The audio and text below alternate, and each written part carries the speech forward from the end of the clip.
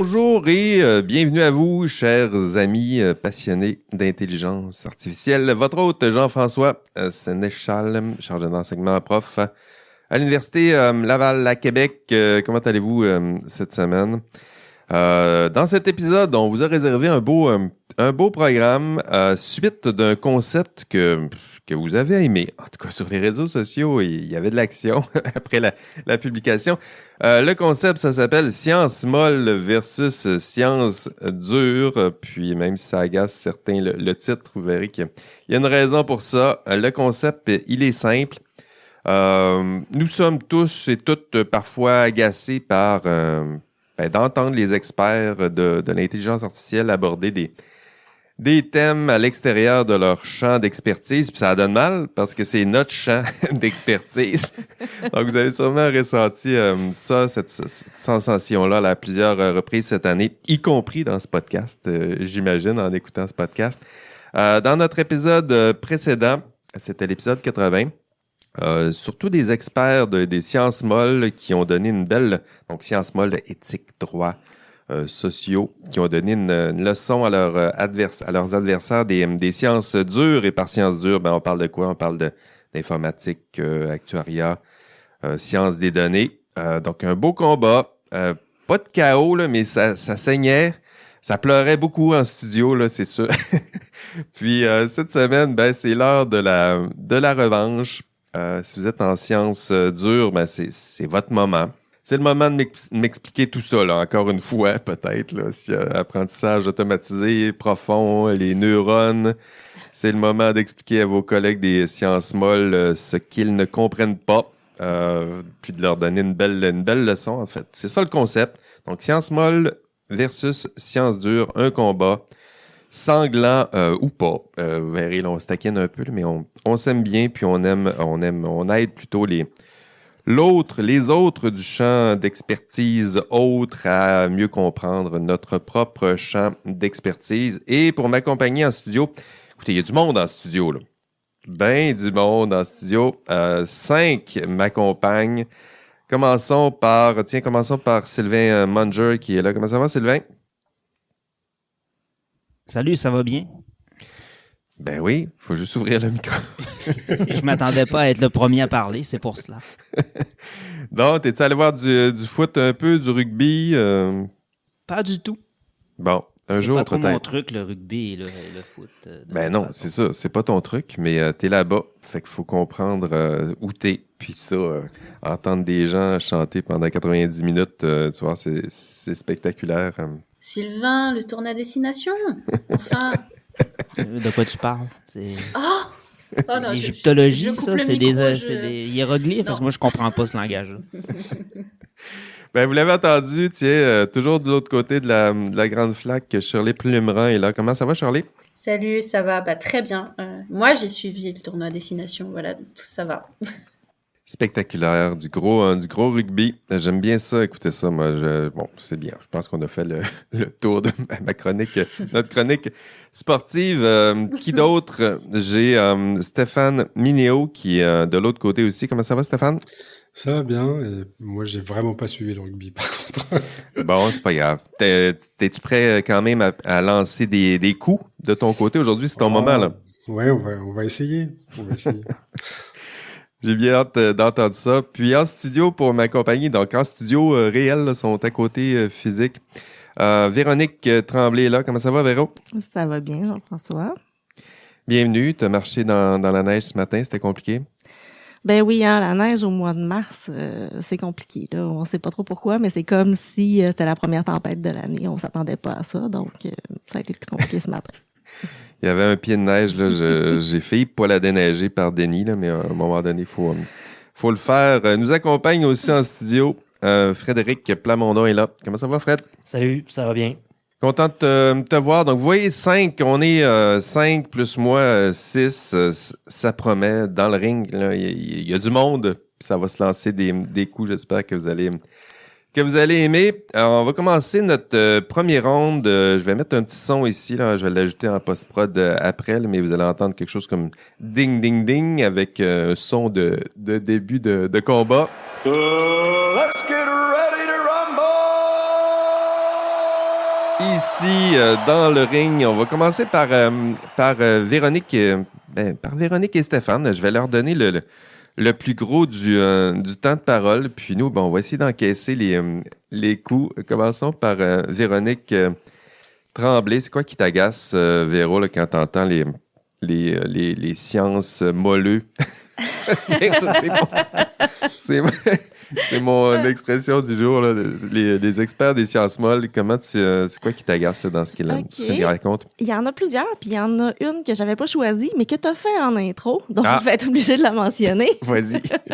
Alors, tu as oublié les mathématiques et les statistiques dans ta description des sciences dures C'est vrai. qui sont liées à l'intelligence artificielle. Donc, on amène souvent ça dans la programmation, mais en fait, ce qu'il y a en arrière de ça, faut pas oublier que c'est des maths et des stats. On l'oublie, c'est vrai que c'est ça, c'est des maths et des stats. Puis quand on lit des articles en intelligence artificielle, on voit qu'il y a beaucoup de maths, puis il y a beaucoup de stats. Donc, c'est une des choses qui me dérange de nous oublier en arrière de ça. Mais c'était pas ça que j'avais choisi comme... Vas-y. Comme premier point à amener. La première chose qui me dérange, puis je vais le regrouper en 2 phrases là, que je vais traiter ensemble. OK? OK. Il y a le modèle apprend tout seul. OK? Le modèle apprend tout seul. Oui, ou la machine apprend tout seul. Nous autres, on dit ça, là? Ouais. Ben, je sais pas si je t'ai déjà entendu le dire, toi, mais c'est quelque chose que j'entends. Mais dans la conception, là, en sciences molles, on a l'impression que la machine apprend tout seul. Ouais, ça apprend tout seul. OK, c'est intéressant. Ou sinon, on comprend pas ce qu'il y a derrière. On comprend pas ce qui se passe en arrière de ça. OK? Donc, c'est 2 choses qui me dérangent puis qui viennent un peu ensemble. Ça me dérange parce que j'ai quand même passé 10, puis là, le doctorat est pas fini, donc ça pourrait s'étendre jusqu'à 15 ans à l'université à essayer de comprendre ce qu'il y a en arrière de ça. Donc, quand on me dit que je fais un modèle puis que je comprends pas ce qu'il y a en arrière de ça, ça me dérange, OK? OK. Donc, peut-être que vous comprenez pas ce qu'il y a en arrière de ça, mais on peut pas généraliser à le monde comprend pas ce qu'il y a en arrière de ça. Oui, c'est vrai. On comprend ce qu'il y a en arrière de ça. Mais tu sais, c'est pas la petite boîte noire, justement, qu'on essaye de désigner avec ça. C'est-à-dire qu'il y a une partie de... C'est quoi? C'est les conclusions de... Ben, la boîte noire... Pourquoi on parle de la boîte noire? La boîte noire, on comprend quand même... Il y a beaucoup de choses qu'on comprend sur cette boîte noire-là. Okay. Okay? On l'a conçue, cette boîte noire-là. Okay. On lui a donné une certaine forme, on lui a donné certaines caractéristiques, une certaine architecture, qui est basée souvent sur une compréhension du monde aussi. On lui a donné une fonction de perte. On a fait plusieurs choix au niveau de l'estimation des paramètres. On connaît à peu près sa performance. Donc, on connaît beaucoup de choses, puis on comprend beaucoup de choses en arrière de ça. Là où il y a peut-être un bout qui est un peu difficile, c'est qu'on n'arrive pas nécessairement à tracer le chemin entre le résultat, l'entrée puis le résultat à la fin dans un modèle d'intelligence artificielle pour une sortie en particulier. Mais ça veut pas dire qu'on ne comprend pas ce qu'il y a derrière, d'accord? On le comprend quand même un peu. Puis mais c'est intéressant parce que, tu sais, ce concept-là de la boîte noire, il l'a en biologie aussi, là, c'est-à-dire qu'il y a des moments quand on explique ce qui se passe avec la... Moi, je me rappelle les exemples qu'on avait avec la fécondation. Il y a un bout où on sait ce qui se passe, puis il y a un bout où la vie suit son cours, c'est-à-dire qu'il y a des bouts qu'on comprend pas encore. Donc, là, il y a un bout où on dit, ben là, c'est le bout où la magie s'opère. On va peut-être l'expliquer un jour, mais là, on comprend pas ce qui se passe, mais c'est pas tout ce qui se passe là, avec l'intelligence artificielle. On en comprend suffisamment pour être capable de décortiquer tout ce qui se passe. On est capable de décortiquer. Il y a une part d'aléatoire, hein? Ça, c'est quand même quelque chose qu'il faut accepter, là. Il y a une part d'aléatoire là-dedans. Il y a un caractère probabiliste à ça, mais le caractère probabiliste comme tel, les probabilités, on les comprend aussi, là. Ben oui. Donc, effectivement, au niveau du résultat, après ça, c'est un peu difficile, mais le caractère probabiliste de ce résultat-là, lui, on le comprend. C'est quoi d'abord qu'on comprend pas? Ben, des fois, on arrive difficilement à faire le lien, le chemin complet entre ce qui rentre puis ce qui sort, tu sais. À l'intérieur de ça, nous, on conçoit le système, mais de faire le chemin direct entre l'entrée puis la sortie, à l'intérieur de ça, il est difficile à faire. Si on prend l'exemple de ChatGPT, quel bout qu'on n'est pas capable d'expliquer? ChatGPT, on comprend ce qu'il y en a. Tu sais, on comprend comment il est conçu. ChatGPT. C'est juste que on sait pas exact. Ben, ChatGPT, il y a un bout qu'on comprend pas dans le sens où on sait pas exactement quelle donnée a été utilisée, mais eux, ils le savent. Là. Eux, ils le savent. Ouais, c'est ça. Ils savent Il y a une quelles données. différence, là. Eux, ils savent quelles données ont été utilisées. Ils savent comment le modèle a été construit. Ils connaissent l'architecture. Ils connaissent ce qu'ils ont ajouté par-dessus par rapport à ce qui a été entraîné sur les données. Tu sais, ils connaissent cette architecture-là puis ils le comprennent. Là où ça peut avoir l'air de on comprend pas, c'est qu'il y a un caractère probabiliste à ça. Donc la réponse qu'il va donner, on n'est pas capable d'expliquer exactement pourquoi il a donné cette réponse-là. Mais on comprend comment il est conçu puis comment il arrive à fournir des réponses. Je comprends parce que moi, c'était ça qu'on me disait au début, là, c'était ben, tu peux pas exactement lui demander, tu sais, ces références ou ces bouts de texte-là où Non. il les a trouvés parce que ça fonctionne pas comme ça. Là. Non, ça fonctionne pas comme ça. Mais le modèle qui est en arrière de ça, on le comprend, puis la majorité des gens peuvent arriver à le comprendre. À expliquer pourquoi il mesure. arrive à ça, mais pas parfaitement. Là. On est dans l'ordre de la probabilité. Il est arrivé à ce résultat parce que probablement qu'il est allé étudier tous ces textes-là, ou il a déjà étudié tous ces textes-là. On sait comment on l'a formé, je dirais, pour arriver à ce résultat-là. Mais à chaque fois qu'il donne un résultat, expliquer le résultat qu'il donne, ça, on n'est pas capable de remonter à la source. Là. Ça, c'est clair que non. Mais en arrière, on a quand même une idée de ce qui a été fait, puis ça n'a pas appris tout seul. Okay? Il y a eu quand même beaucoup de travail. Oui. Là. OK. C'est pas intelligent, si je comprends. Non, c'est pas intelligent. Pfiou, j'avais au moins catché ça. OK, donc ils apprennent pas tout seuls. Donc ça, c'est tes deux agacements.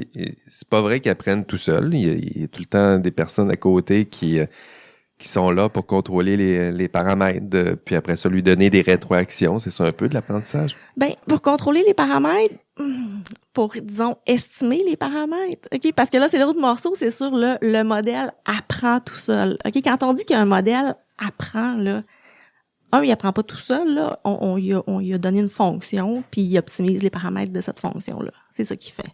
D'accord? Donc, quand on dit apprendre, en fait, le modèle, ce qu'il fait, c'est que il estime des paramètres. C'est ça qu'il fait. Calculer une moyenne, par exemple. OK? Puis, je vais vous l'expliquer bien simplement, là, une moyenne. Vous êtes tous capables de calculer une moyenne. Ah oui. Ben, quand vous calculez une moyenne... La moyenne n'est pas très forte à mon dernier examen. Là, ça. Ben, tu vois, tu sais, si on prend la moyenne de ton dernier examen, justement, tu as calculé la moyenne de ton examen.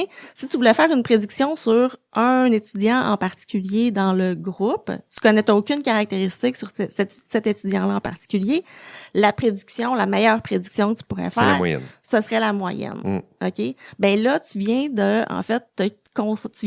te concevoir un petit modèle d'intelligence artificielle avec un seul paramètre qui est une moyenne.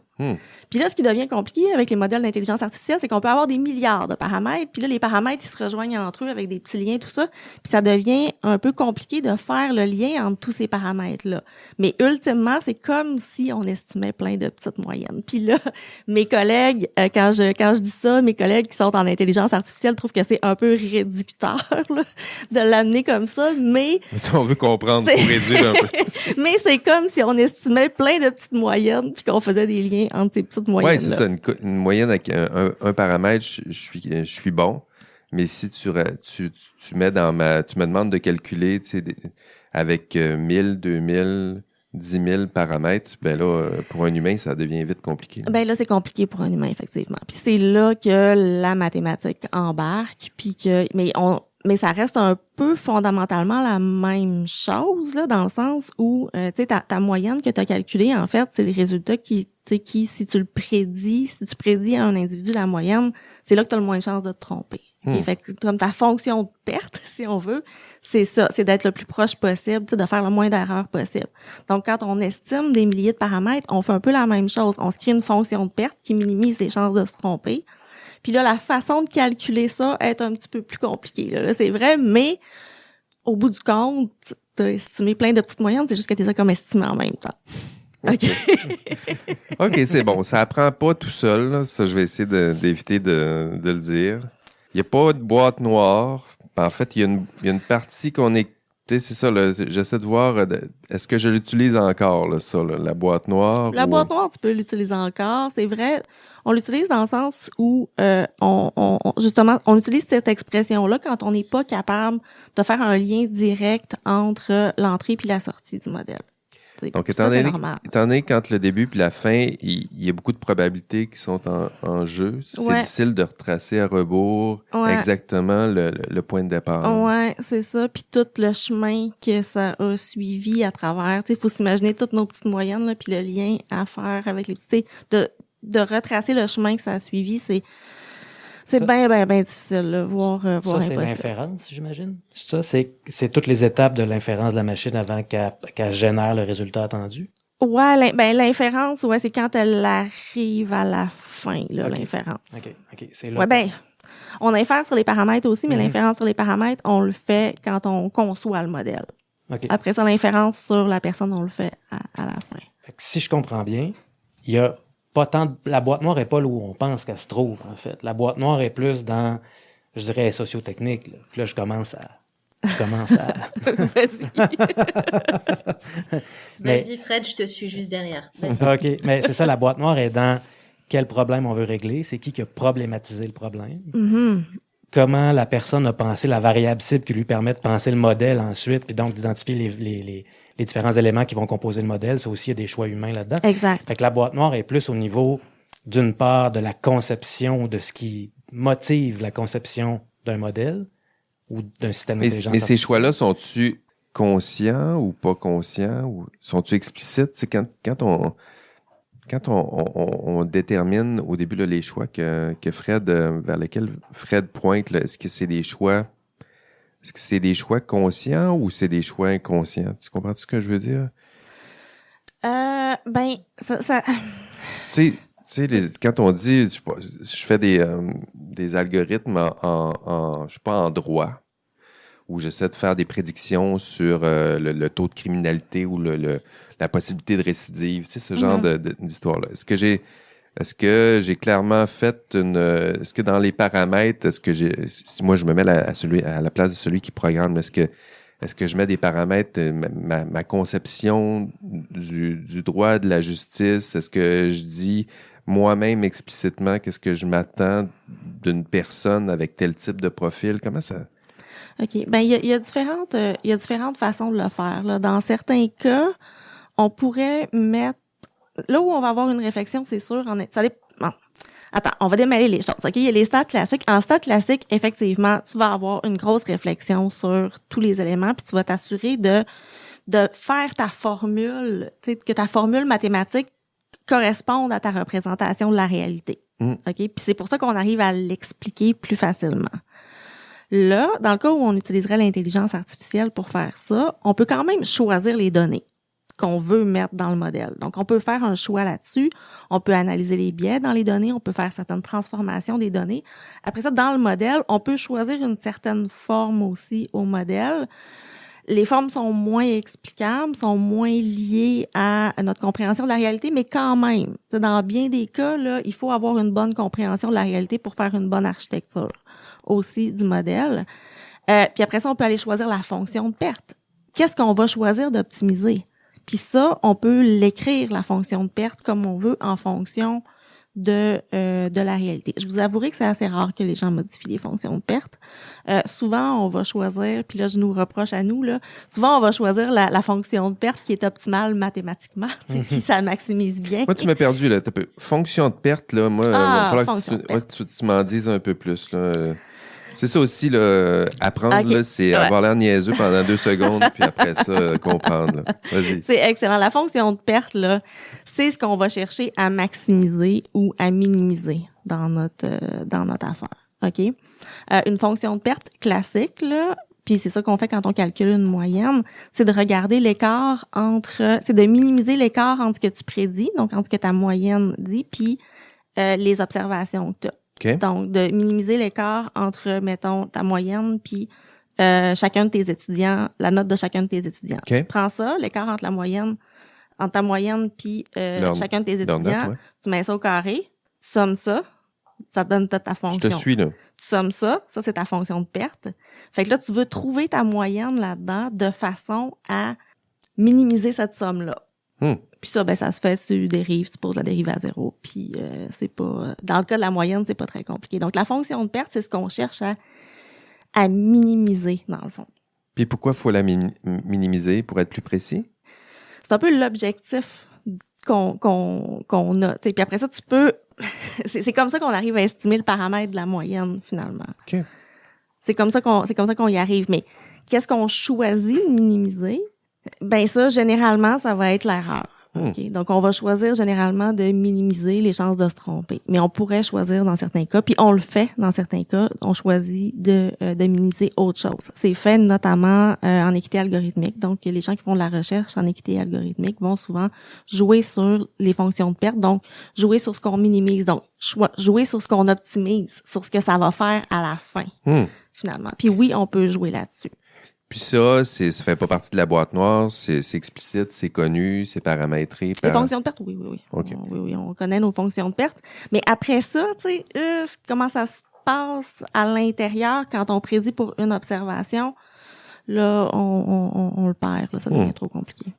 OK, fait qu'on va essayer de faire ces nuances-là. Écoutez, Sylvain et Shirley, à la fin de l'épisode, il faut me réexpliquer tout ça, là, puis c'est vous autres qui... Non, c'est pas vrai.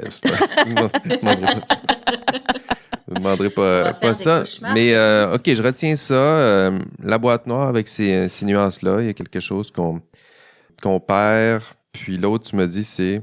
Le modèle apprend tout seul. Le modèle apprend tout seul. Le modèle apprend tout seul, puis on comprend pas ce qu'il y a derrière. C'est les deux phrases qui me dérangent. OK, donc on comprend ce qu'il y a derrière, mais pas tout. Stéphane, tu voulais ajouter quelque chose? Oui, Véronique, tu acceptes quand même le terme d'entraînement ou pas?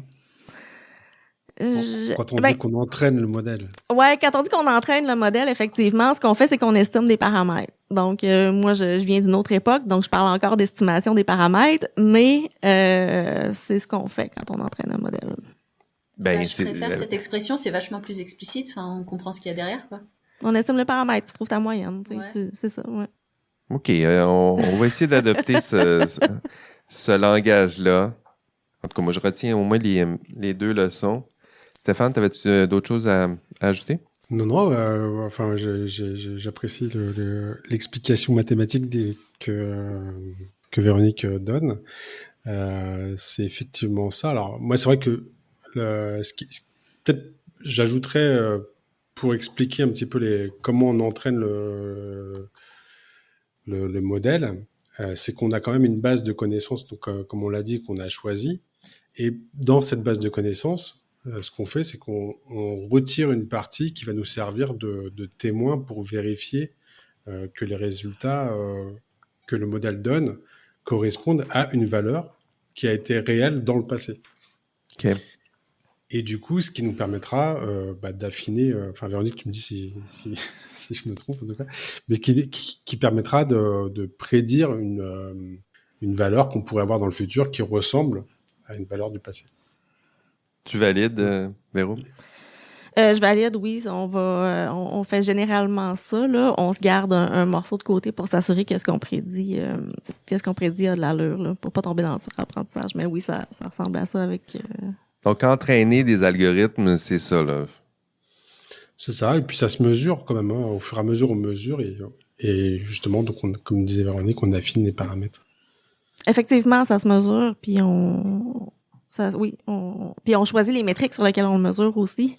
On choisit les métriques sur lesquelles on choisit les hyperparamètres là-dedans. Donc, on choisit beaucoup de choses en arrière de ça, là. Puis pourquoi qu'on parle d'apprentissage d'abord? Pourquoi qu'on utilise ce terme-là? Parce qu'au début, le modèle ne sait rien. Et au fur et à mesure... Mais il sait-tu quelque chose? Je veux dire, où il fait juste... C'est ça, là, à un moment donné, on prend des mots pour... on met des mots pour simplifier, pour se rapprocher aussi d'une compréhension plus humaine de ce qu'est l'intelligence, mais est-ce que ça apprend?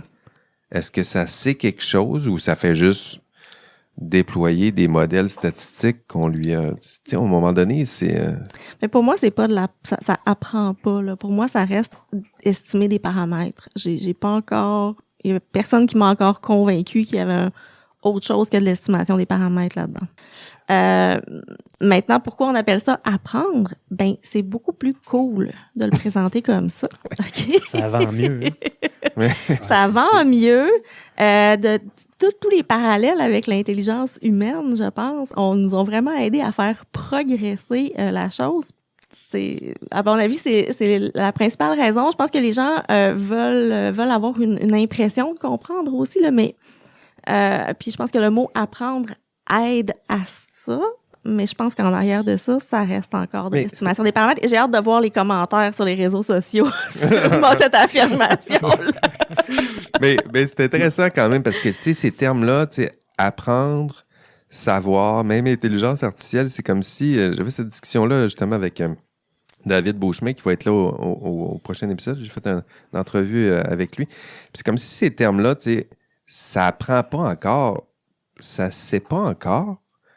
Puis c'est pas encore de l'intelligence artificielle, mais c'est comme des concepts en avant qui nous aident à progresser vers ça, là, vers une vraie intelligence qui serait artificielle. Mais on l'a pas encore, c'est pas... On peut pas parler encore de quelque chose qui sait, là, c'est pas quelque chose qui apprend au sens qu'on le connaît, mais les concepts nous aident à se rapprocher tranquillement de peut-être ça, là. C'est peut-être la nuance que je ferais, moi, parce que moi j'aime bien le terme d'apprentissage. Désolé. Alors, par contre, savoir, non. Enfin, savoir clairement, non, ça n'irait pas. Mais apprentissage, j'aime bien l'idée, puisque à force d'entraînement, il va ingurgiter des informations qui va restituer soit avec la même forme, soit sous une autre forme. Donc c'est une espèce de mémoire quand même qu'on organise et qui lui permet de restituer de l'information. Et c'est en ça que je pense qu'on lui apprend. Il n'apprend pas tout seul, mais on lui apprend, je dirais. Et pour moi, ça reste une analogie. Oui, c'est ça. Ça nous aide à comprendre, mais c'est pas ça, là. Mais c'est pas ça. Mais c'est une belle analogie. C'est le fun. Mais c'est pas ça. Puis des fois, je trouve que ça crée un peu de problème, dans le sens où, ça fait trop peur aux gens ou ils imaginent autre chose en arrière de ça, là. C'est parce que moi, un des problèmes que je vois aussi, c'est que, étant donné que c'est pas encore ça, c'est pas encore de l'intelligence au sens propre, c'est pas encore de l'apprentissage comme on la connaît.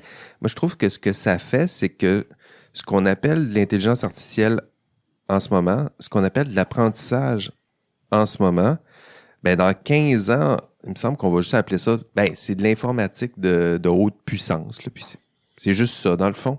Tu sais, comme moi, j'ai eu une expérience avec les lidars, tu sais, j'ai reçu deux experts en lidar, puis il y avait des liens entre les lidars et l'intelligence artificielle, mais tu sais, souvent les lidars sont utilisés sans intelligence artificielle. Puis il y a 15 ans, tu sais, les GPS, toute cette technologie-là, c'était considéré comme étant de l'intelligence artificielle. Puis là, en ce moment, j'ai l'impression que c'est juste de l'informatique, là. C'est juste des probabilités. C'est juste, il y a des gros systèmes informatiques qui roulent derrière ça. Mais est-ce qu'il y a quelqu'un qui parlerait d'intelligence artificielle pour ça, ces technologies-là, en ce moment?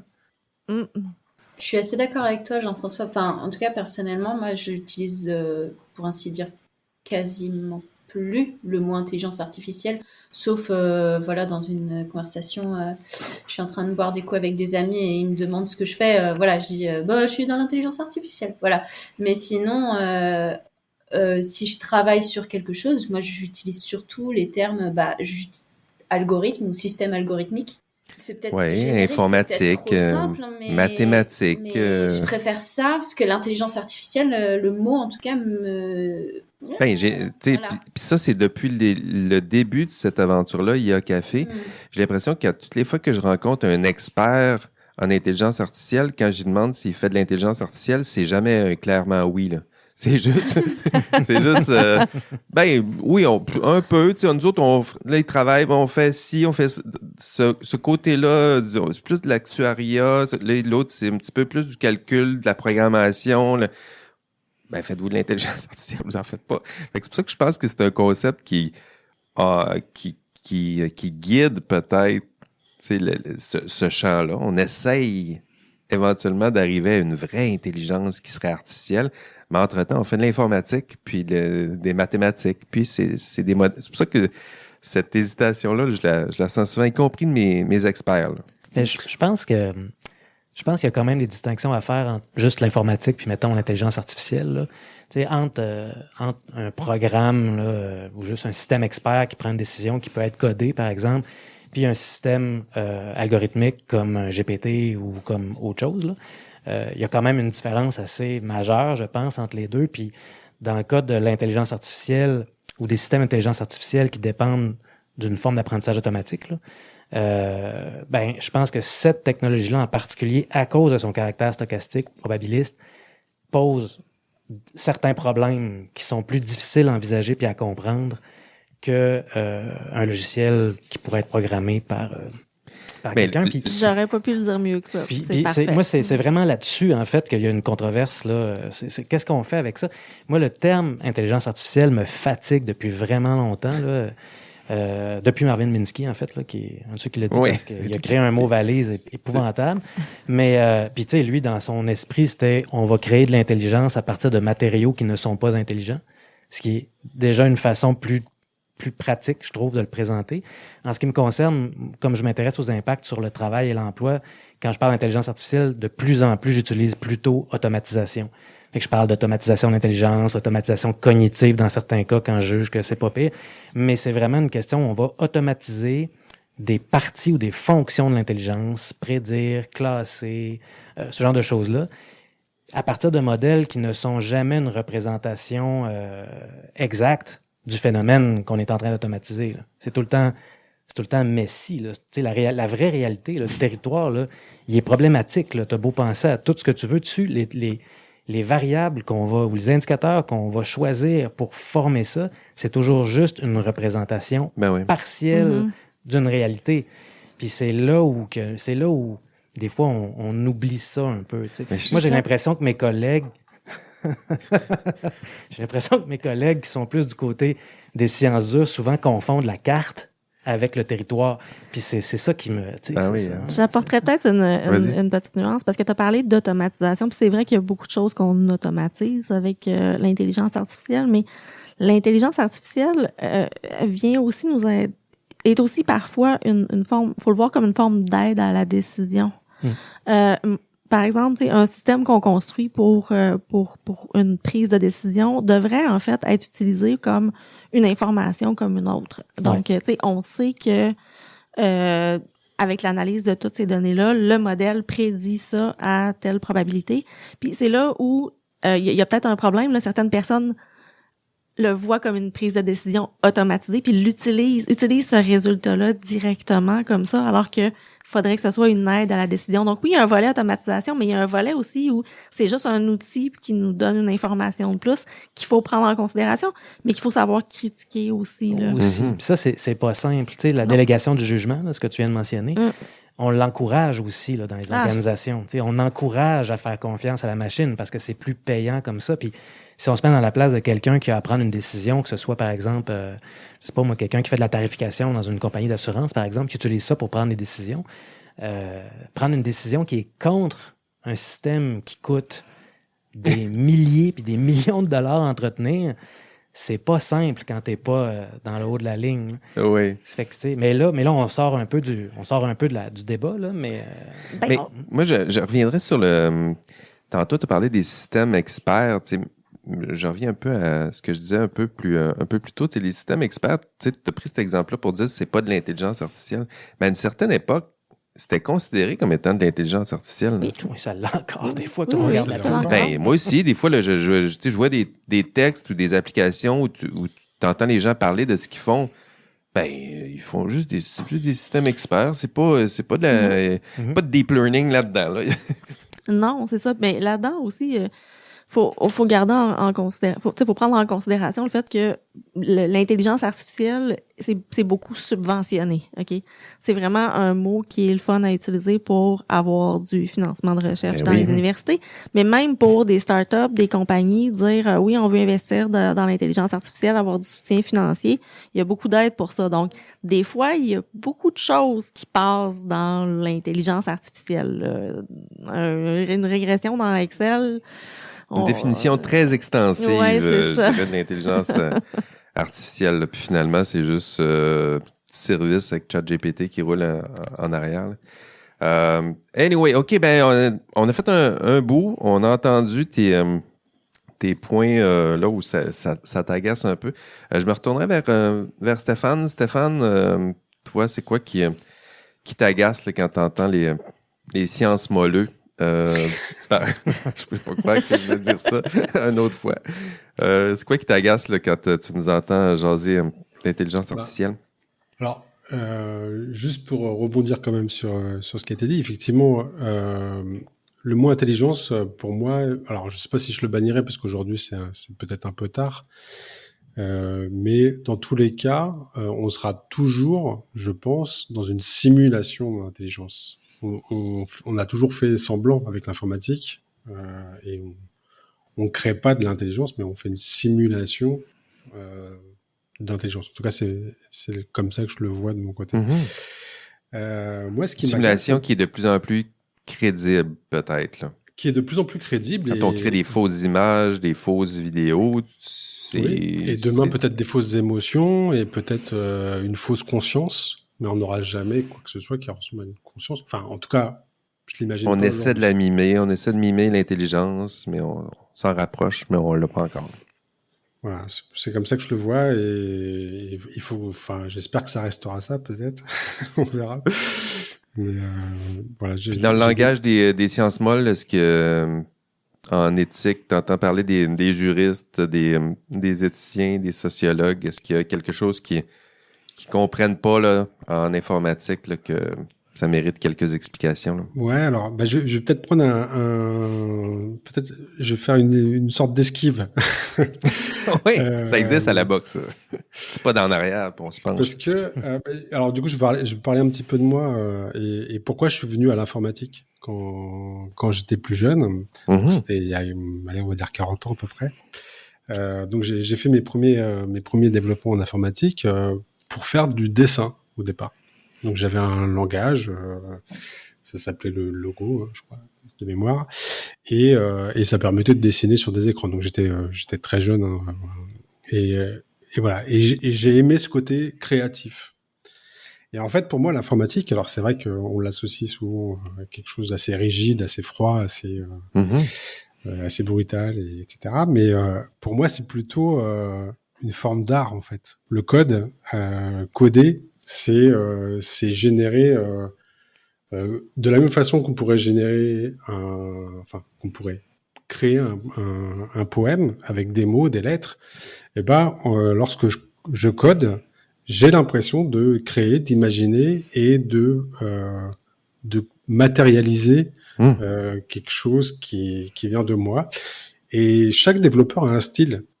Puis, ouais, justement, quand tu lis du code, est-ce que tu es capable de reconnaître des styles? Est-ce qu'il y a des plumes, pour reprendre le langage des écrivains, plus spectaculairement efficaces et belles que d'autres? Est-ce que ça se voit à l'écrit, ça, dans le code? Ça se voit. De base, il y a le code qui fonctionne et le code qui fonctionne pas.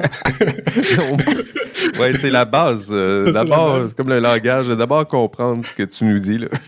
Et puis après, il y a la façon dont tu as pensé tes différentes fonctions, parce qu'on utilise beaucoup de fonctions en informatique. Et pour moi, ça montre un petit peu comment tu structures peut-être un peu tes idées ou il y a vraiment, t'as une liberté d'expression au niveau du code qui permet de reconnaître un style. Et ce côté créatif, pour moi, c'est un peu frustrant parce que c'est difficile à partager. Enfin, à part avec un autre développeur qui serait... Ah oui, qui sait lire, là. C'est comme quand tu veux parler de poésie avec quelqu'un qui sait pas lire la langue dans laquelle tu as écrit ton poème, c'est compliqué, mais pour ceux qui la comprennent, ils peuvent se comprendre, voir les beautés là-dedans. Et d'ailleurs, enfin, tu parlais de reconnaître des styles. Il me semble que souvent, pour arrêter des hackers ou des pirates qui sur des virus, etc., Ah ouais, c'est ils seulement... arrivent à utiliser ce style-là pour connaître le pays, savoir à peu près d'où ça vient, etc. Et les pirates jouent là-dessus, d'ailleurs, même pour se cacher un petit peu. Ouais, ils parlent une autre des langue. fausses signatures dans le code. Donc, il y a un vrai langage artistique dans le code. Et j'irai même plus loin, puisque ça, je sais que ça aussi, ça me perturbe un petit peu au niveau de la notion d'art et au niveau de la production d'images générées par des intelligences artificielles. Je pense qu'aujourd'hui, le niveau qu'on a atteint avec les intelligences artificielles permettent de générer des images qui peuvent provoquer des émotions chez les personnes qui les regardent. Ben oui. Qui peuvent les provoquer, qui peuvent... en tout cas, les personnes peuvent avoir une réaction face à ces images-là. Et si elles savent pas qu'elles sont générées par une intelligence artificielle, si on leur dit que c'est un humain, elles vont peut-être trouver ça joli, elles vont peut-être trouver que c'est de l'art, etc. Par contre, si elle sait que c'est une machine qui a généré, alors c'est plus de l'art. Et ce côté-là, ça a tendance un petit peu à m'agacer. Alors peut-être je me trompe sur la définition de l'art, mais j'ai envie de dire, c'est un petit peu provoquer une réaction chez une personne, enfin, en tout cas une émotion éventuellement, peut-être casser des codes, transgresser, dépasser des limites. Tout ça, aujourd'hui, on serait capable de le faire avec des images. Et au final, pour moi, c'est aussi une forme d'art. Voilà. Mais dans la génération d'images, il y a aussi il y a toujours un humain aussi dans la chaîne, ne serait-ce que celui qui la commande, l'image. Donc ça, il y a déjà il peut y avoir une intention artistique. Moi, si je demande à Sora de générer une image ou une vidéo, mon sens artistique est pas très fort, mais si je demande à un cinéaste, génère-moi, puis utilise tout le langage technique qui est cinématographique que tu connais, puis mets-toi à communiquer avec ça. L'intention artistique, elle peut être aussi dans la personne qui utilise la technologie, mais la technologie peut-elle elle-même se prétendre artiste? Ouais, alors c'est possible effectivement. Alors j'ai pas utilisé Sora, hein, je veux pas te dire ce qui. Moi non plus. Si vous avez des licences à nous partager, écrivez-nous. Nous en France c'est pas autorisé encore, donc on peut pas l'utiliser. Ah, un VPN est si vite arrivé là. Ah oui, on peut faire ça. Ah oui, il fait semblant de pas savoir. On est supposé parler d'éthique ici, non? Mais j'ai pas dit de l'utiliser, j'ai dit que ça peut arriver comme ça dans votre vie, là, par hasard. Là. Mais disons que, alors ça c'est autre chose qui m'agace, on en parlera un peu plus tard, mais effectivement les entraves qu'on peut avoir juridiques, des fois peuvent m'embêter un petit peu. Taratata, chut.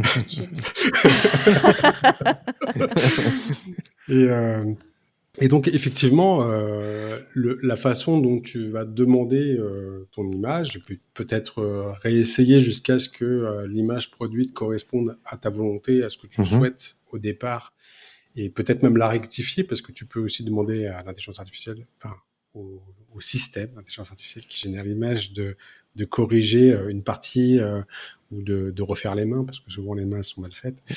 De moins en moins, mais c'est vrai qu'au début, c'était un des signes. Là.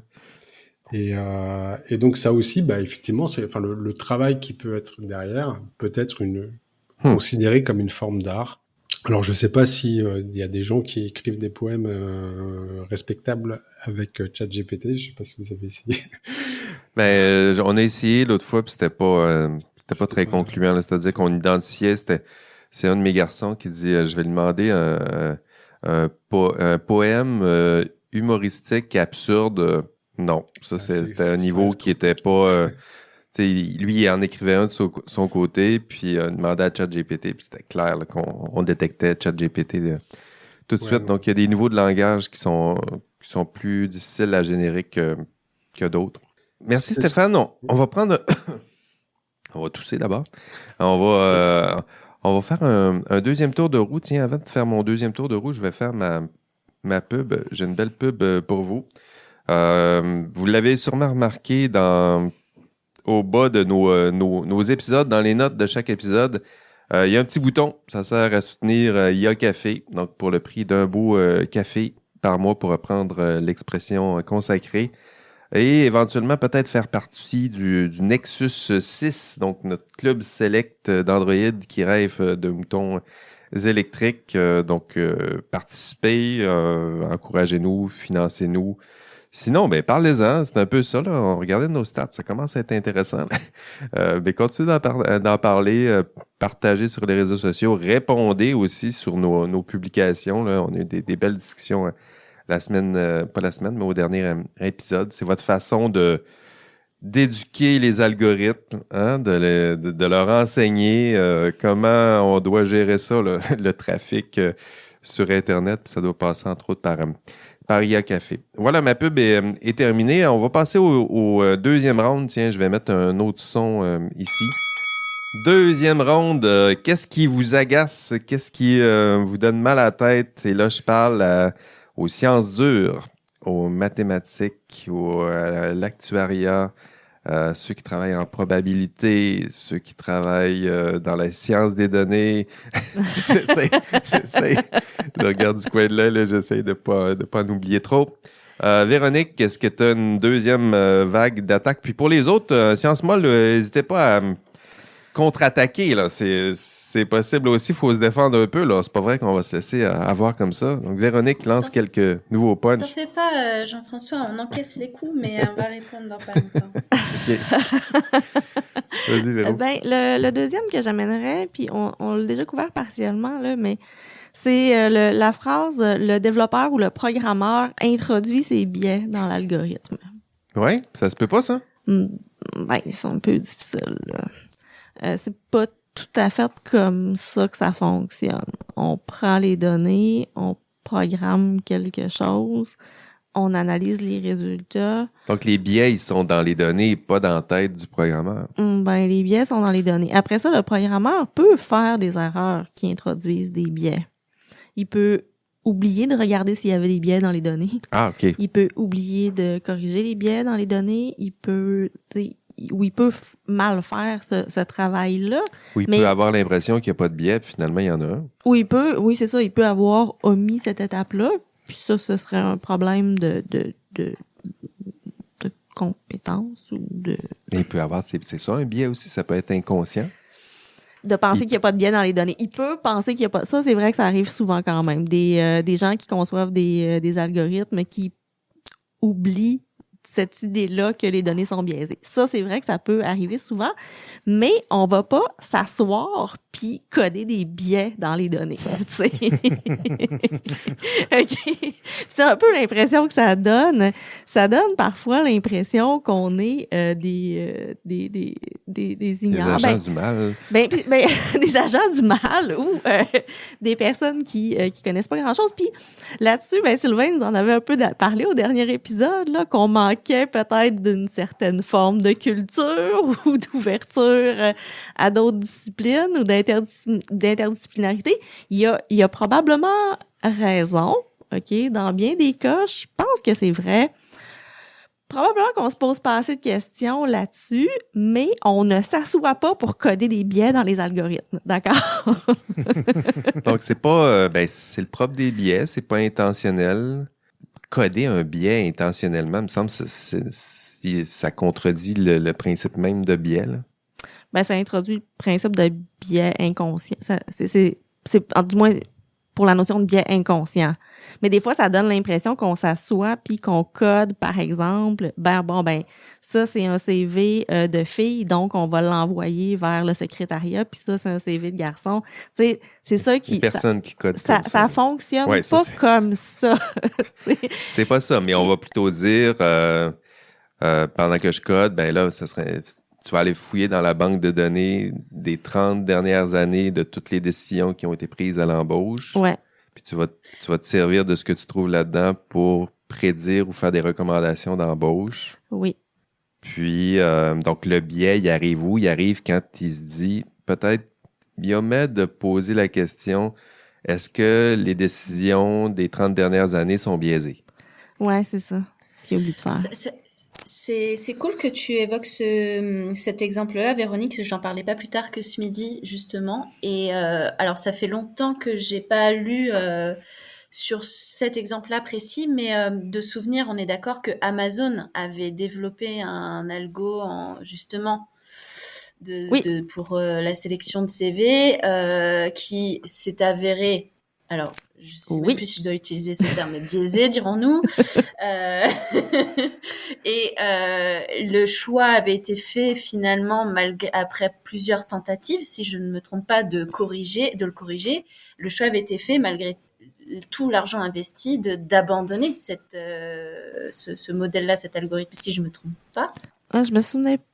Je sais pas, mais je pense que oui, ils l'ont abandonné.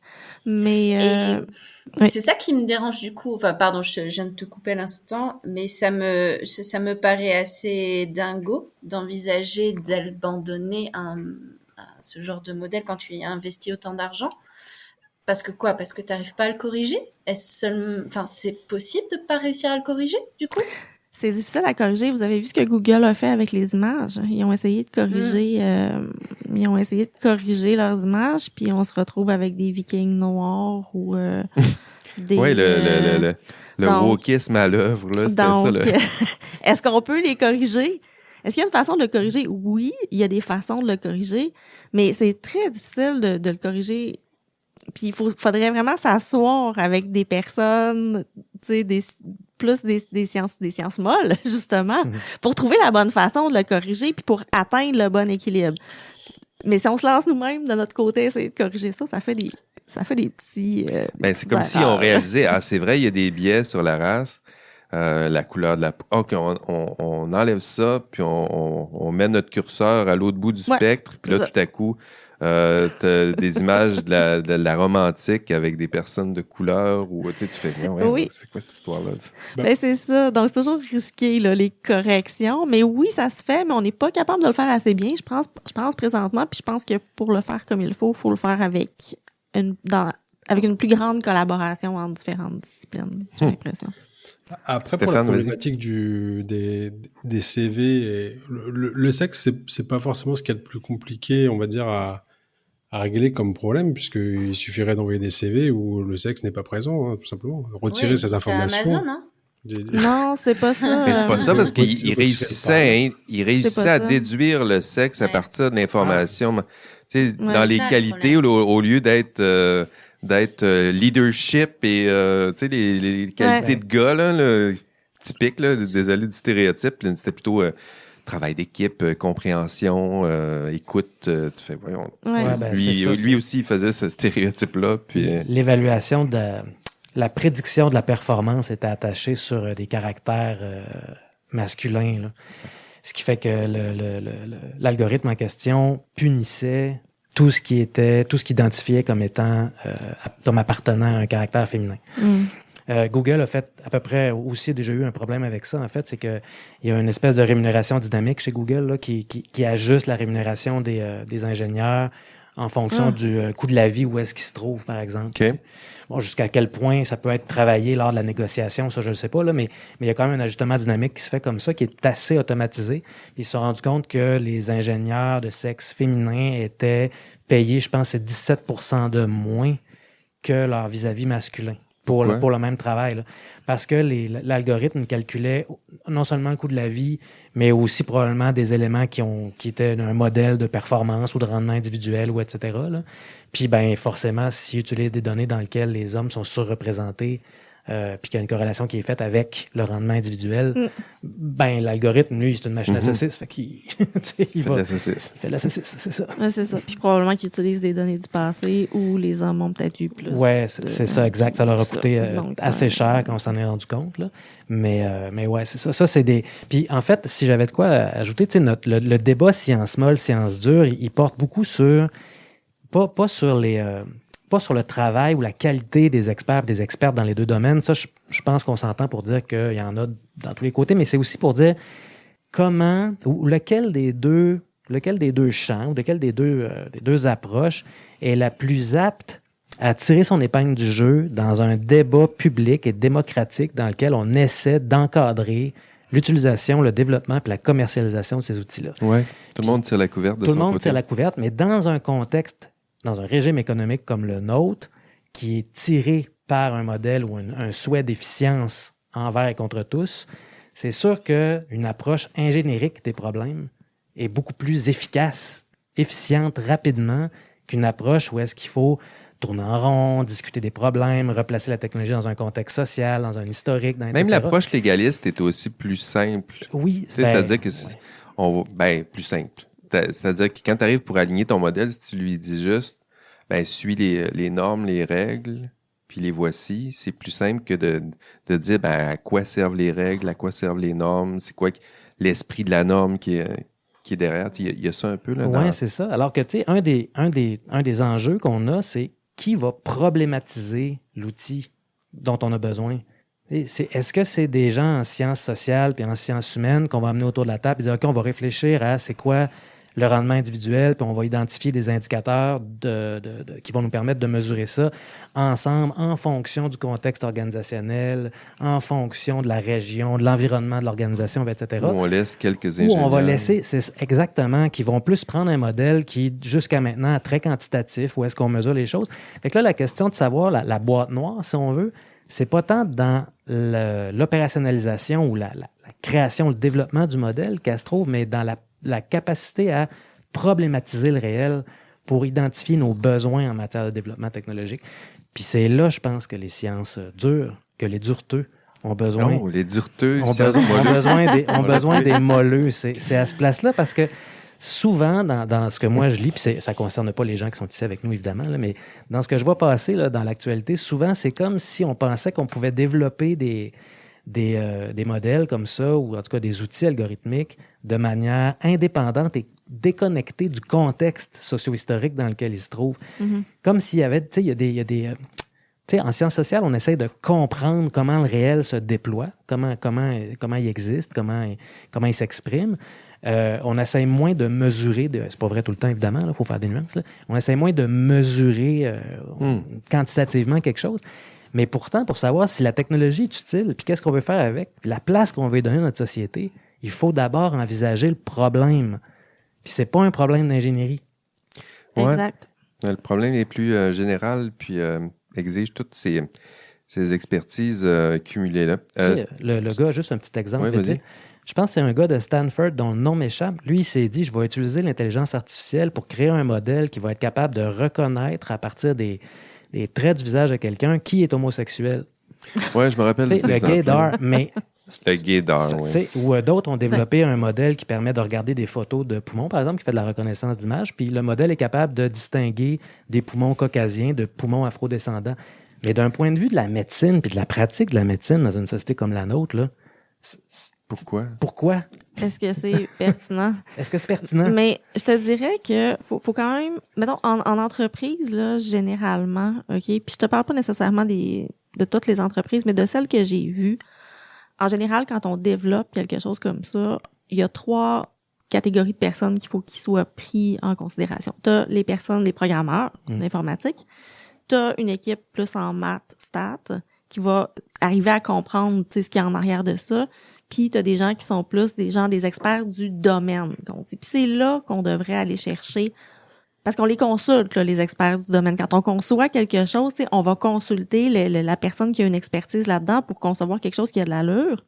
Mais c'est à ce moment-là qu'on consulte peut-être pas assez large. Les experts du domaine, c'est nécessairement des experts techniques. Non, les experts du domaine, ça va être, par exemple, si je conçois un logiciel pour les RH, ben je vais m'asseoir avec les personnes des ressources humaines. Puis je vais leur poser beaucoup de questions. Fait que tu sais, c'est à ce niveau-là qu'il y a plus de travail à faire, probablement, pour mieux identifier les enjeux, les risques besoins, avec problématiser, c'est ça? Ouais, c'est ça. Ben, exactement, c'est ça. Mais parfois, la conversation est difficile à avoir aussi entre ces deux expertises-là.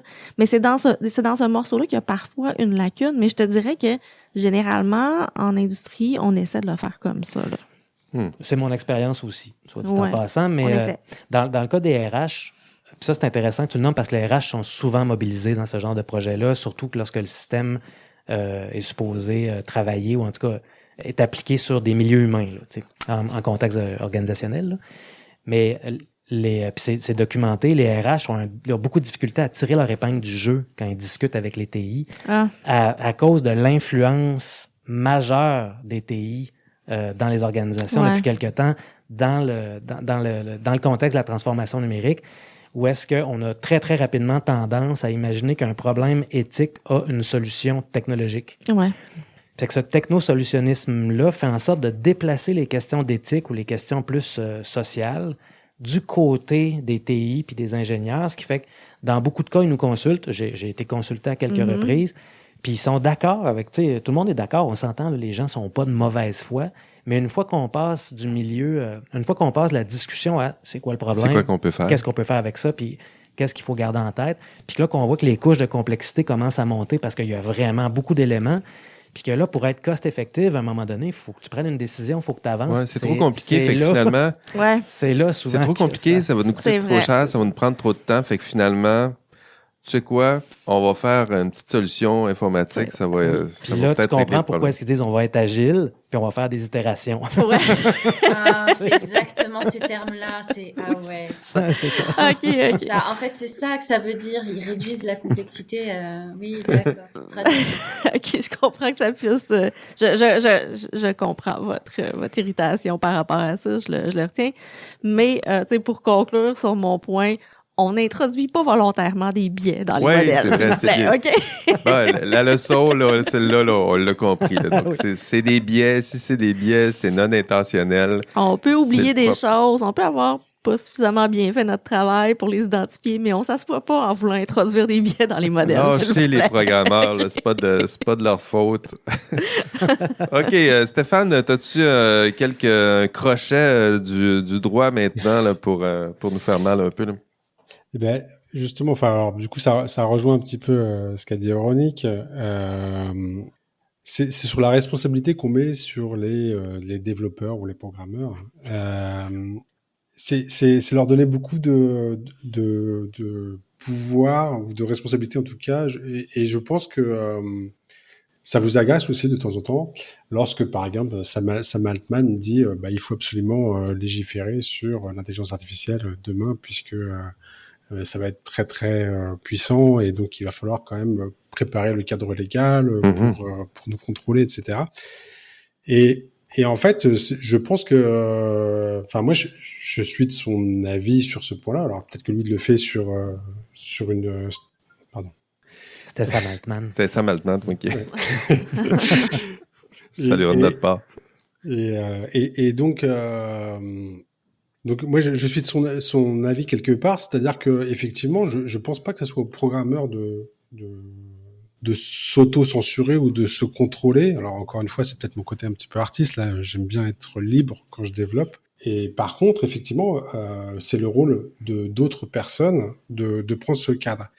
Et alors ce qui m'agace c'est souvent on dit alors justement, ça tombe bien, Jean-François. Je pense que peut-être tu le dis régulièrement que des fois on a besoin de contraindre un petit peu pour pouvoir avancer. Ouais.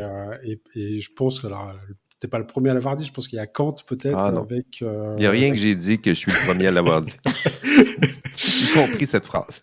Il me semble que dans la critique de la raison pure, il dit, alors je sais pas si c'était dans le même cadre, mais enfin c'était vraiment pas dans le même cadre, mais que une colombe pourrait penser en volant dans les airs que s'il n'y avait pas d'air qui la freinait, elle pourrait voler plus facilement et peut-être aller plus vite et se déplacer plus facilement. C'est beau. Alors, Emmanuel Kant nous a tout appris. C'est pas la citation officielle et effectivement s'il n'y avait pas d'air, la colombe atterrirait sur la Terre. Oui, elle va se plaindre qu'il y a du vent, mais c'est le vent qui la tient dans les airs. Là. Voilà, et peut-être que c'est ça qu'il y a derrière.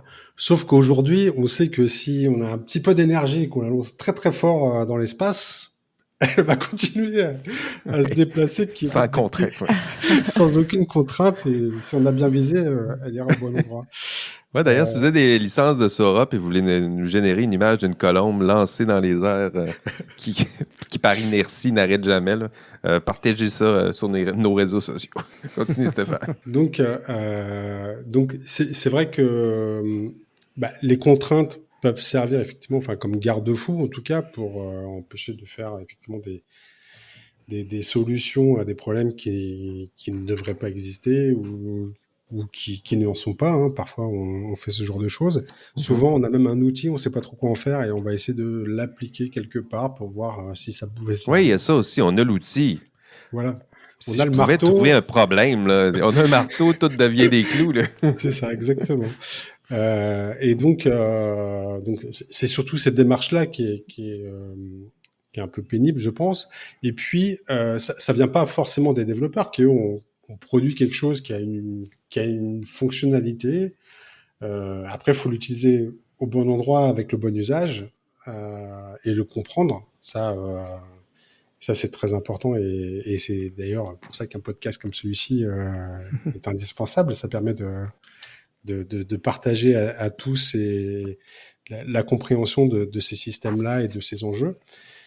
Mais le développeur fait pas quelque chose effectivement pour nuire. C'est pas du tout le but. Au contraire, quand on va développer, en général, on essaye de répondre à des problèmes réels. On essaye de rendre service aux sciences molles. On est au service de ces sciences molles, de ces sciences dures. On fait tout pour pouvoir fournir des outils de plus en plus efficaces. Et l'intelligence artificielle en est un parmi d'autres. Voilà. Mais c'est ça que j'aime de la façon que tu le formules. Là, c'est bon, ils font rien de mal, ces programmeurs-là. Ils sont juste au service. Mais moi, je reviendrai au service. Tu sais, au service de qui, là, tu dis? Au service des sciences molles. Ils sont pas au service des sciences molles, ils sont au service de l'employeur qui lui décidera vers quoi on aligne la technologie. Là. Donc, au lieu d'être au service, là, les yeux fermés, là, quelques questions, quelques réflexions en prenant votre marche le matin, juste pour pas se mettre au service aveuglément de... Voilà, je suis d'accord. C'est vrai que souvent les enjeux commerciaux sont beaucoup plus importants que n'importe quel autre intérêt. Et donc, dans une entreprise, souvent, effectivement, tu as cette contrainte qui... Oui. Il y a Fred qui... Vas-y, Fred. Ben, c'est juste pour rebondir un peu sur ce que tu disais, Stéphane. En fait, je suis pas d'accord parce que c'est rare, moi, les gens que je connais comme ça, ou les programmeurs, les programmeuses, qui ne pensent qu'au profit de l'entreprise puis qu'à la capitalisation. Généralement, au contraire, ils sont plutôt comme tu le décrivais. Ils veulent rendre service, leur travail a un sens, aussi bien dans la société que dans l'organisation. Ça, j'en doute pas, mais je rebondis là-dessus. C'est vrai qu'ils sont au service de l'employeur. C'est pour ça que moi, je pense que là où peut-être on pourrait se retrouver, c'est de penser que le plus grand risque qui concerne l'intelligence artificielle, c'est le management. C'est les employeurs. C'est comment l'organisation comprend le rôle, la technologie, puis ce qu'elle veut faire avec dans le monde. Puis ça, c'est un risque important. Bien, au moins, c'est-à-dire que c'est eux autres qui décident où s'en va cette technologie-là en ce moment. En ce moment, là, c'est le gros du pouvoir, décider c'est quoi la morale de l'intelligence artificielle en ce moment. C'est les grands décideurs, les grandes compagnies qui disent le bien, c'est d'aller dans telle direction, puis on y va avec toutes nos ressources, nos données, nos programmeurs, notre expertise, on s'en va dans cette direction-là. C'est pas la société qui décide de cette direction-là. Là. Ce sont ces compagnies-là. Là. Oui, puis Sam Altman en est vraiment très conscient. Ben oui, tu le salueras là. Tu nous donneras son numéro de téléphone. On va Sylvain, je te vois là t'accueilles ça quand t'es sonné, t'as reçu trop de coups, tu réagis pas. Je me dis, ben... C'est quoi, là? C'est quoi qui s'est passé? Il y a un chaos qui s'est passé à l'autre bout, là? Non, mais j'aime toujours soigner mon entrée aussi, en même temps. Okay. Mais moi, en fait, j'ai une question pour toi, Jean-François. Je me demandais juste, c'était quoi le titre de l'épisode, en fait? Aujourd'hui, tu as un titre à me proposer, c'est ça? Non, mais en fait, le titre officiel, parce que moi, j'ai regardé pendant qu'on discutait, c'était bien indiqué combat mortel entre sciences molles et sciences dures. Tu nous as trouvé trop mou. Et j'ai l'impression que c'est plutôt danse lascive entre les deux, moi, plutôt que combat mortel. Ben oui. Ben, alors, je m'excuse à l'avance, mais je risque peut-être d'être un petit peu baveux.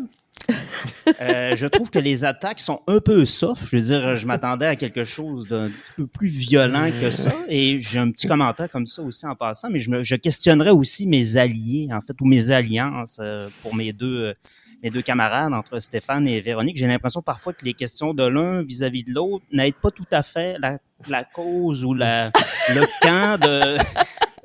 le camp en question. Donc, je me poserais peut-être cette question-là parce que stratégiquement parlant, j'ai de la misère un peu à lire votre schéma là, d'action. Je dis ça comme ça. Ben, moi, j'adorerais ça, être capable de faire des statistiques. Fait que je suis un peu biaisé. Si je continue un petit peu sur ma lancée, en fait, j'ai pas l'impression que c'est avec ce genre d'armement-là qu'on réussit à gagner une guerre. Je pense entre autres à la dissuasion, qui est un concept stratégique qui est intéressant. Et la dissuasion, justement, elle fonctionne lorsque on réussit en fait à convaincre l'adversaire à ne rien faire. En fait, le mieux à faire, c'est de ne rien faire. Ah oui. Et que donc, s'il essaie de faire quelque chose, donc de réagir ou de mener une attaque, en fait, c'est la pire chose à faire. Et en vous écoutant, je me sens pas dissuadé, en fait, dans ma contre-attaque.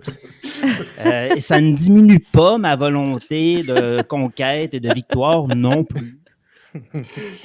Et j'ai envie de dire, en fait, peut-être pour terminer et pour rebondir un petit peu sur ce que vous dites, lorsque vous parliez, en fait, là, la machine apprend, ou le terme même d'intelligence artificielle, c'est des termes qui agacent, mais j'ai envie de dire que c'est pas tout à fait le problème des sciences sociales, ça. Je veux dire, si les gens ont cette croyance-là, j'ai l'impression que c'est plutôt un travail de pédagogie qui a mal été fait ou d'explication. J'aurais plutôt tendance à dire que c'est peut-être parce que vous nous l'expliquez mal qu'on vient à penser ça. Et c'est peut-être pas tout à fait le problème des sciences molles. Et j'ai l'impression, en fait, que vous attaquez peut-être, il y a une expression au Québec que j'aime bien, mais auto-pelure de bananiser. J'ai l'impression que vous faites ça un petit peu. Donc, c'était mon commentaire. C'est vrai qu'on fait beaucoup d'autocritique, mais c'est pour corriger tous nos défauts. Ouais, c'est ça. C'est vrai qu'il y a peut-être un petit travail de vulgarisation là, pour qu'on comprenne mieux qu'est-ce que vous voulez dire par apprentissage. Je t'avoue, Sylvain, que je t'avoue que volontairement, je l'ai amené doucement en ayant peur que ça arrive, que ça sorte comme ça.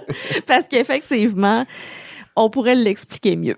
Je suis obligée d'être d'accord avec toi. Tu sais, je pense qu'il y a, par exemple, au niveau de l'aspect mathématique, on en a là, je pense dans le groupe là, des gens qui souffrent un peu d'anxiété mathématique, là, c'est-à-dire qu'ils ont comme un petit rejet des mathématiques. Puis je pense que ça vient souvent de l'attitude qu'on a eue par rapport à ça, de l'enseignement qu'ils ont eu de ça, et j'encaisse le C'est mal enseigné les maths. C'est mal enseigné les maths. C'est juste pour ça, parce que c'est vraiment trippant les maths. C'est juste qu'on nous a fait à croire que ça fallait que ça serve à quelque chose, alors que les maths, c'est juste trippant pour la tête. C'est juste ça. Moi, j'avais vraiment appris au pied de la lettre là, le titre du podcast. Ben ça, c'était notre titre de travail. Mais tu sais, Sylvain, il y a quelque chose qui s'appelle l'ironie. C'est-à-dire que tu donnes un titre, puis tu sais très bien que ça va être une danse lascive Mais en tout cas, six, ce qui est marrant, c'est que Véronique vient exactement là de confirmer tout ce que Sylvain vient de dire. Donc, justement, c'est une capitulation, si je comprends bien. Non, en fait, c'est que, étant donné qu'on est tellement en position de supériorité, on veut juste pas déclencher la bataille. Est-ce qu'on coupe au montage, celui-là? OK. Non, on coupe pas et on réenregistre des suites pour vraiment commencer à attaquer maintenant, parce qu'on a effectivement été beaucoup trop bisounours jusque-là. La phase de Shirley. Oh, je peux pas croire qu'elle OK, c'est parti. J'aurais tendance à être un petit peu plus diplomate. Je dirais, laissons les auditeurs décider eux-mêmes qui a la victoire ou pas. C'est une belle transition, Sylvain. Ça me permet de me lancer sur ma conclusion. De toute façon, moi, je vous avais promis de parler de responsabilité, puis je le ferai d'un autre épisode. Ça fait quand même une heure là, qu'on discute, qu'on débat. Je préfère vous laisser la parole. Donc, ce sera tout pour cette semaine. Merci de donner suite sur les réseaux sociaux à tout ça. Là. Je parlais pas la semaine dernière, au dernier épisode. Il y a eu de beaux combats. Je pense entre autres à Alexandre N. Kerly qui a lancé quelques crochets du gauche là, à nos explorations de Foucault et la tour. C'était beau à voir. Puis Florence Seda Minou Muratet, je pense, qui elle aussi, avec Lise Langlois aussi, qui déplorait justement cette opposition caricaturale entre nos molleux et nos dureux, science molle, science dure. Mais vous l'avez compris, là, c'est le ton ironique de la chose, science molle, science dure. Le but, c'était davantage d'avoir ce dialogue-là un peu ouvert. C'est la force ironique du titre, nous rappeler qu'on a besoin de se jaser un peu pour essayer de se comprendre. Le but, c'est pas de mettre l'autre KO, mais d'essayer de le comprendre. Donc, merci à mes boxeurs, boxeuses, mes lutteurs, mes molleux et dureux d'avoir... Véronique Tremblay, merci. Merci, Jean-François. Merci à Stéphane Minéo aussi, qui s'est défendu bec et ongle. Merci Jean-François. Merci à Shirley Plumeran de l'autre côté. Merci pour ces belles discussions. Et à Sylvain Manger aussi, là-bas. Merci pour ce passionnant échange. Et à Frédéric Plamondon qui était juste à mes côtés. Merci beaucoup, tout le monde. Super. Ça fait beaucoup de monde à remercier, mais ils le méritent évidemment tous et toutes. Merci également à vous, auditeurs, auditrices d'IA Café. C'est tout pour cet épisode de votre hôte Jean-François Sénéchal. Merci d'être encore une fois si nombreux à nous suivre dans nos débats, aventures, réflexions, maladresses aussi parfois, mais de belles maladresses transdisciplinaires. Parfois, c'est le coût de la transdisciplinarité. On se revoit au prochain épisode et d'ici là, on rêve peut-être de moutons électriques. Allez, bye bye.